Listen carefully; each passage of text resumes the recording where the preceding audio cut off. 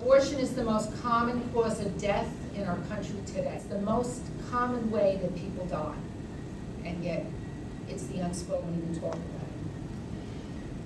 Well, the young people here today, 1/3 of your generation is missing. 1/3 is not here today because of abortion. Every day on the college campus, I can guarantee you that at least one woman on every single campus is considering abortion. Just look at the statistics. And every day that we don't have a pro-life group on that campus, we could be losing a child to this world. It takes a lot of courage and healing to be up here and stand in front of you and say, yes, I killed my child. But what I will show you with tonight, with God's grace and mercy, okay, Jesus makes all things new. And it's unbelievable what he can do in a person's life. See, the culture of death and Planned Parenthood and the abortion lobby, they know they're losing the debate. And they actually know America is not pro-abortion. People are deeply damaged, deeply damaged. Since the 1960s, our culture has drastically changed. The pill came out, everybody said, oh, we're going to have less abortion, we're going to have, better marriages, less divorce, less child abuse, and we can see that this is not the case. And we're showing that this generation is a pro-life generation, and that we're no longer going to accept abortion as status quo in America. And it's working. We've exposed Planned Parenthood for racism, practices of infanticide right here in New Jersey. Since 1973, there have been, what we know about, 50 million abortions in our United States of America. Okay? That's 50 million women, 50 million children, and 50 million men that have been affected by this tragedy. It's over about 1.3 million a year and over 3,500 approximately a day that are lost to abortion. And that's just in our country alone. When I entered high school, I thought of myself as, a modern pro-choice woman. A friend at my church actually asked me that next summer if I wanted to volunteer. She was working at a pregnant women's center and said, would you like to come and be my intern for the summer? I showed up all excited. I like pregnant women, yay. But with moments when I entered, I realized that I had stepped into something different than what I thought. I actually had stepped into a crisis pregnancy center. They said, we need you speaking to the women coming in. We need you to be their peer and their friend and talk to them about the decisions they're going to be making. But first, you have to learn everything there is to know about abortion, sexually transmitted diseases, sex, pregnancy, and I was 15, so this is before I had sex ed. My mother and I still haven't had a talk. It's a father and have 2 children, I know. So it was quite an eye-opener week, I would say. I learned a lot of things. And I'll never forget the first 2 things. They sat me in a room and they said, here, Kristan, watch these 2 videos.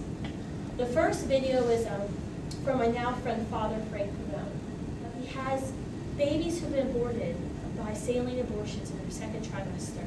And he was holding these babies and showing viewers, this is what abortion does.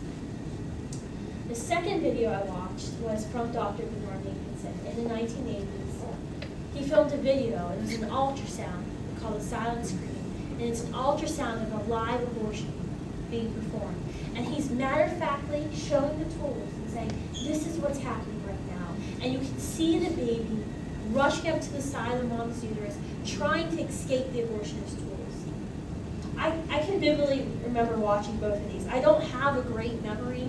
I can forget things that happened last week. But these are 2 images that have been forever burned in my mind's eye. And I remember going home, I was driving home, I was thinking, why is this happening? Why isn't anyone talking about abortion? Don't they know we're killing babies? So that was my first day at AIM Crisis Pregnancy Center. And that's the day I became pro-life. Always talk about forgiveness. Talk about the issue. Don't be afraid to talk about it. People are wanting to hear, but always say, God is there. The U.S. Food and Drug Administration, FDA, the people that are supposed to be protecting us, approved a powerful new abortion drug called Ella for sale and distribution in the United States. Planned Parenthood and the drugs manufacturers are simply calling it a mere contraceptive. Contraception is the root of abortion, and that's another item that people don't want to talk about. over 50% of abortions today happen because someone was using contraception. They approved the drug without requiring its manufacturers to actually complete full testing, leaving thousands of women in safety risks and in the dark about the how it really works. What's even more outrageous is during the FDA hearings for this drug, it was found out that every single study that was performed on women for this test to measure its safety and effectiveness was performed at Planned Parenthood. Why? Because Planned Parenthood will be the main distributor of this drug. The Planned Parenthood on your campus will be passing this out. They are going to use federal taxpayer dollars, which they can because it's called a contraceptive. They will charge women, make a profit, and they'll be giving it on your campus. Ella is the cousin to the first abortion drug, RU486, and it works just like it. While it can prevent pregnancy, if conception occurs, it will starve the human embryo of the nourishment it needs to survive. What does that mean? That means an abortion. Hundreds of thousands of women, though, will never know. The young college women who they're going to target are not going to know that taking this drug could abort their young baby and possibly have severe effects if the baby survives. Why? Because telling women the truth would hurt Planned Parenthood and the drugs manufacturers. Why? What I can tell you about the abortion experience is that it is probably, most definitely, the most traumatic thing that can happen to a woman. The most traumatic. And that is why women do not speak about this. Because anyone that has experienced this, okay, has to shut down. They have to shut down what happened that day, or else they could go crazy. I am not willing to accept 37 more years of legalized abortion. Are you? As a young girl in the clinic that day, as I lay on the table, I realized at that point that I should not be there. I realized that this was not a glove of cell and tissue as they started the procedure. And I screamed, wanting to jump off the table. The nurse said, "No, Mary, everything will be okay." But it was not okay. And they went from one procedure to another procedure because my baby did not want to leave. And you know, as a woman, that this is not cells and tissue.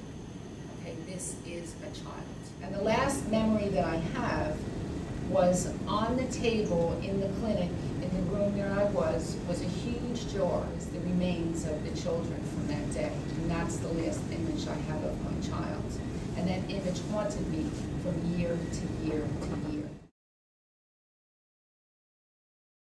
The students we work with on a daily basis are heroes because they're standing in life, they're saying yes to God. We've taken our voice as the nation's top youth pro-life organization. We've shown America an abortionist admitting to students that he's killed babies that have been accidentally born alive. We've shown American abortionists who told medical students that it's okay to lie to patients. That this journey of healing has been 10 years in the making. Not only did I end up in counseling after that, but it's been a continual journey back to the basics of my faith. My point to you tonight is when you think about women that have had abortions, you have to always do it with a sense of compassion, with a sense of love. I'm reminded of a quote from the late U.S. Congressman Henry Hyde, who said, "When the time comes, as it surely will, we face that awesome moment, the final judgment. It is a terrible moment of loneliness. You have no advocates. You are there, alone, standing before God, and the terror will rip through your soul like nothing you can imagine. But I really think that there are those in the pro-life movement. We will not be alone.